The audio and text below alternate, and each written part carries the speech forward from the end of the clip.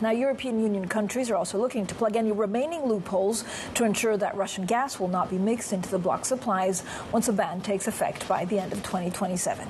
Now, the change would require importers to provide evidence to prove that the gas has not been produced in Russia. Our very own Crook is in Berlin. Ollie, good morning. So the EU's looking to fight back against Russia more generally by closing loopholes for Russian gas flows. Is that really possible?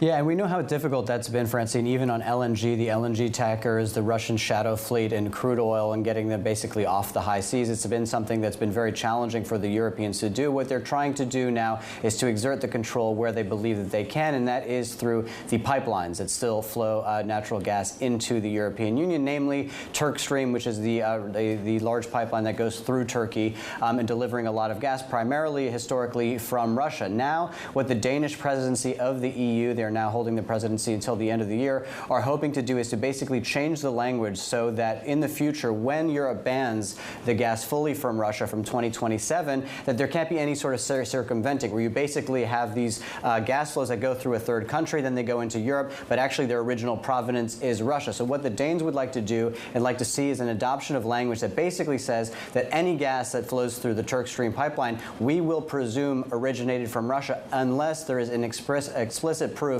that has not come from that. And again, this is the Europeans in their effort to exert control where they can over this Russian gas story. That being said, Francine, we watched the news wires just a couple hours ago. The Russians are now going to be building this new pipeline to bring their natural gas into China. So, you know, there is no sort of shortage at the moment for Russian gas buyers, particularly India and China, though the Europeans are trying to, again, close off the avenues that exist still that they control.